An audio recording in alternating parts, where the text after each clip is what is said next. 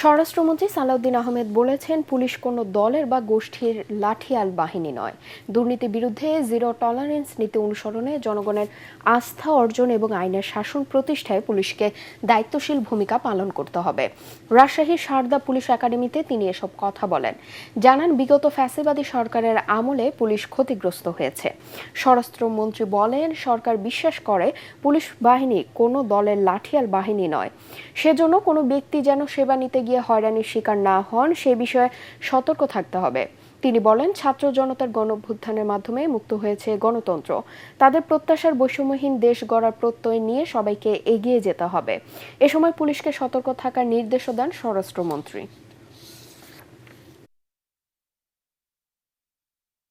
বর্তমান সরকার বিশ্বাস করে পুলিশ কোনো বিশেষ দলের বা গোষ্ঠীর লাঠিয়াল বাহিনী নয়, বরং পুলিশ হবে জনগণের কৃত্রিম বন্ধু।